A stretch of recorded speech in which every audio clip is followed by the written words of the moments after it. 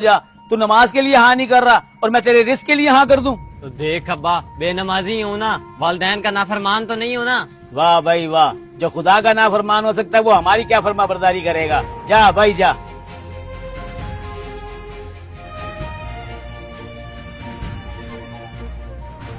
احمد رکو، کیا ہوا؟ تم اتنے پریشان کیوں؟ خیریت تو ہے؟ کیا بتاؤں یار، ابا نے نماز نہ پڑھنے کی وجہ سے گھر سے نکال دیا ہے۔ ایسے جوان اولاد کو کون نکالتا ہے گھر سے؟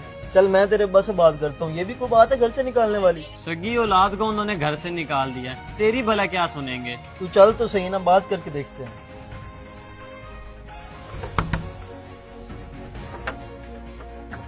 ارے چچا کیا کر رہے ہیں آپ؟ جوان اولاد کو ایسے کون گھر سے باہر نکالتے ہیں؟ دیکھو بیٹا، یہ ایک باپ اور بے نمازی اولاد کا آپس کا معاملہ ہے، بہتر ہے تم اس معاملے میں دخل اندازی نہ کرو۔ چچا پھر بھی بہتر ہے کہ اس معاملے کا کسی اور طریقے سے حل نکالیں۔